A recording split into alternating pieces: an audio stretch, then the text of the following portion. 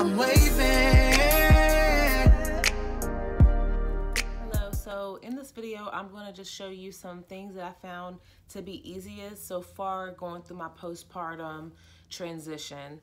So the first thing I'm going to show you is a kit that I made to keep in my bathroom that I found the easiest. And I'll explain each of the products that are in this kit. Most of them I've gotten from the hospital itself. But yeah, I'm gonna show you the kit and go from there. So I just went ahead and got a little container, a little plastic container like this, and I filled it with all the essentials that I need to help me with my postpartum cleanliness and stuff like that. So at the hospital, they're going to give you a peri bottle, which is this right here, and you just fill it up with water and, you know, squirt it on your lady parts every time you go to the bathroom to help, one, soothe your, you know, your lady parts as well as keep them clean. So in the kit, I have my peri bottle here. I also have my witch hazel pads, which they also give this to you at the hospital, and they're just little circular pads. Oh, that's not going to help. Little circular pads that's soaked in witch hazel that you put inside the lining of your pad or whatever it is you plan to use. But yeah, you put it in the lining of your pad to help with itching and pain during your postpartum transition. They also gave me Dermoplast, which is a pain and itch spray. So basically, obviously, every time you use the bathroom, you spray afterwards, and it helps with pain and itching down there as well. This is really good. I thought I was going to run out, but I still have some. However, I did order another one of these just in case, as well as another case of witch hazel pads, which I got on Amazon, and I'll leave the link down below where I got my extras for you, just in case anybody wants to quickly go there and order them some.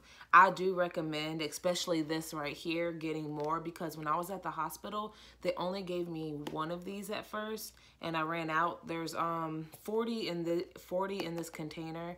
I ran out. I asked them for more. They gave me more, and now I'm running out again. Real quick, I am 6 days postpartum. So I had my son April 6th. April 9th, not April 6th. I had my son April 9th. Today is April 14th.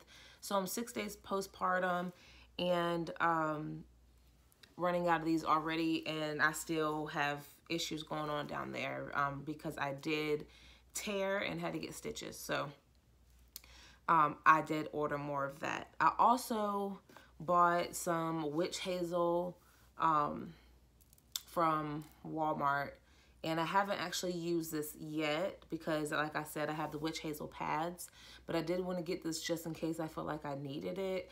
But again, as of right now, I haven't used this. I know people make like little icicle pads with these, and I haven't made them yet, and I'll tell you why, but I got this just in case. Anyways, I also have my little cleanser. So this is what they gave me at the hospital. It's for shampoo and conditioning, as well as body wash. And I use this with my peri bottle. I'll put some of this in here and I'll spray to keep my lady parts clean because I can't wash myself down there completely.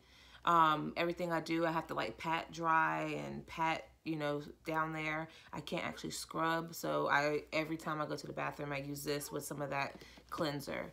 Little man's waking up. Give me 1 second. I'm gonna go grab him. Sorry about that. So you may hear him. He's eating.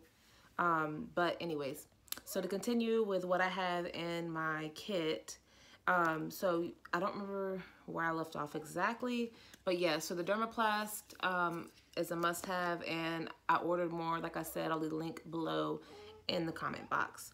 The next thing that I have in my kit are my Depends, Always Discreet Depends.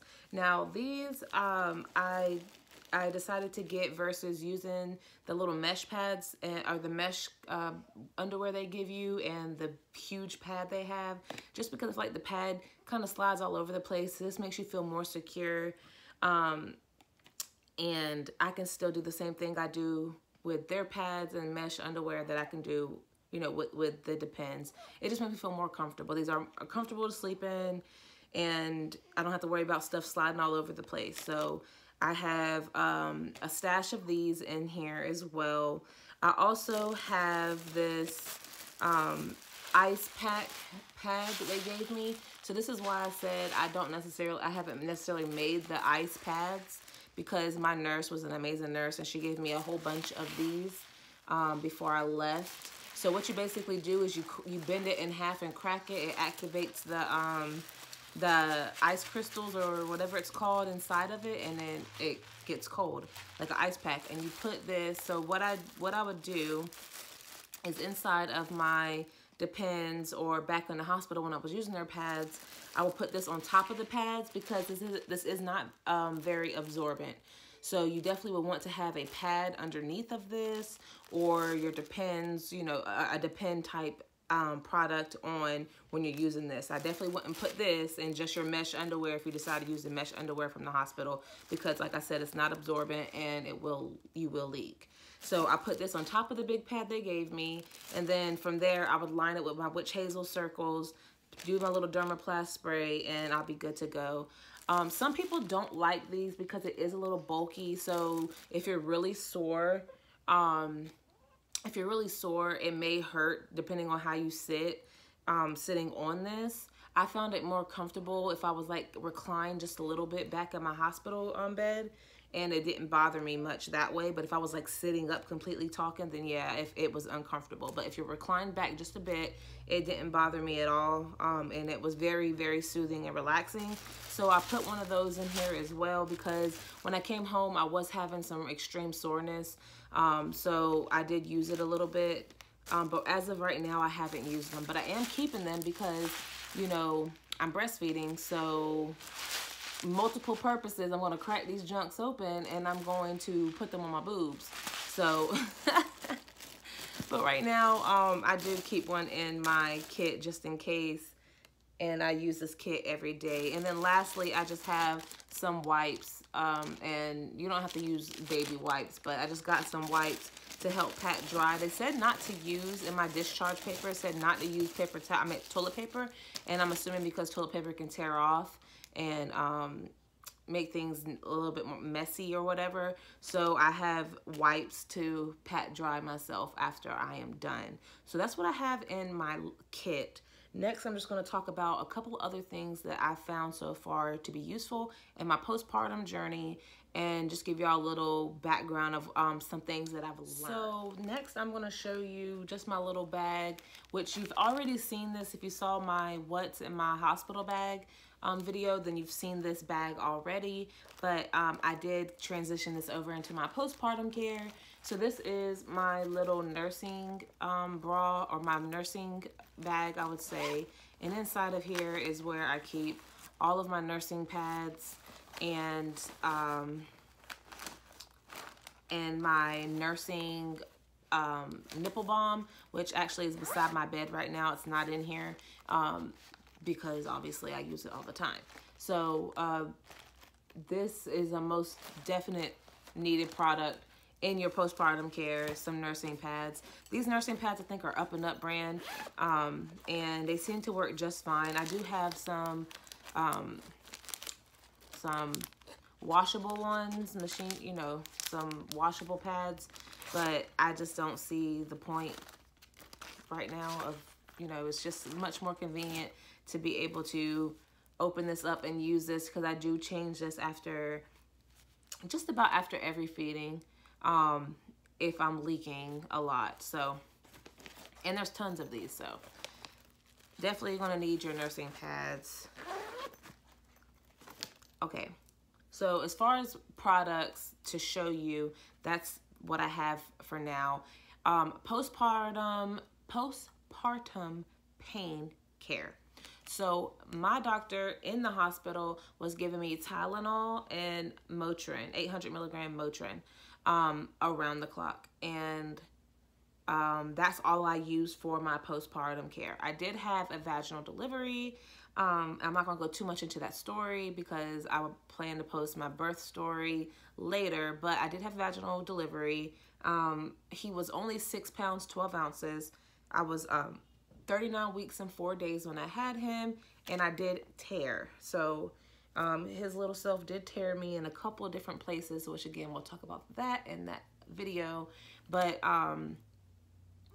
they obviously gave me medicine for pain relief. So I got ibuprofen or Motrin, 800 milligram, and Tylenol, and I would alternate them almost. It was like a 2-hour difference between the two around the clock, and that's what I've been using since I've been home, and I've been able to manage my pain just fine. They did offer me a Percocet in the hospital if I needed it, but I don't feel like my pain was that bad that I needed it. There was some times where it was pretty annoying, but I felt like once and most of the time when I started feeling the pain, it started getting a little too much, is when they didn't give me my medicine in time. So once I got my medicine, I was okay. So that's what I've been taking for postpartum pain, on top of, you know, my pain for my lady parts, which I already showed you that, but not just the pain for, like, you know, your contractions that you're going to have afterwards, and you know, help with that pain down there too. That's the medication I've been using and have been perfectly fine using it. The next thing I want to talk about are some things I didn't necessarily know happens after you have a baby.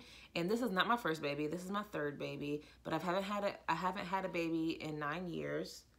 And I don't remember any of this with my other two. So apparently, after you have the baby, you swell, or you can swell. And I didn't know that because I never had that issue with Avion or Liasia. And I wasn't swollen at all during my pregnancy. But afterwards, my hands and my feet got swollen and are swollen, which is why I don't have my ring on, because my ring is extremely tight on my hand right now. So that was something new, not necessarily new to me. Like, it wasn't like a shock. Like, I mean, it's kind of like common sense that it probably would happen, but I just didn't know it happened. So that's been going on for me, and I've been getting tingling down my legs and my arms, and I'm attributing that to the swelling, since I got so much fluids. And the doctor said because I was given Pitocin at the end of my delivery, that also causes swelling.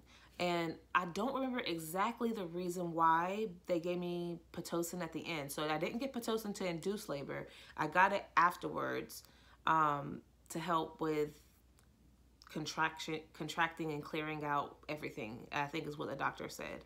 I was so all over the place after I had him. So I believe that was the reasoning behind that. But anyways, so I've been having swelling. And then I've also, the past 2 days, have been having high blood pressure. And I didn't know that you're still at risk for preeclampsia after you have the baby. And I think the window is like 7 days after you have them.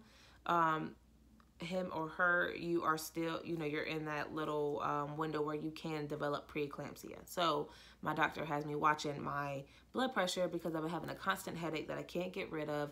I've tried Tylenol, I've tried Motrin, I've tried water, I've done everything, sleep, and I wake up and I still have this headache. So went to urgent care today, and my blood pressure is high. She told me if my bottom number is over 100 or my top number is over 180, then I definitely need to come in, because then they'll be concerned that I have preeclampsia. But as of right now, it's a moderately high blood pressure. So it's like, it's been like the highest number that I've had at the bottom is 93, and then the highest that I can remember having at the top was like 143 or like 144-ish, something like that. So I haven't hit those big numbers yet, and I feel like tomorrow I'll be out of that window for preeclampsia. But yeah, I didn't know that was still a concern in postpartum care, but it is. So that, I believe, is all I have to say about postpartum care. Just wanted to come and give y'all something really quick, show y'all what I've been doing, what's been helping me. If you have any questions, let me know. If there's anything that you've tried that works better for you, let me know. Really quick, I'll just give y'all a little sneak peek of little man. He's sleeping. This is the first sneak peek YouTube has gotten, so this is baby Elias. He's sleeping. He gets his little food comas. But I'm so happy that I got my little boo-boo here.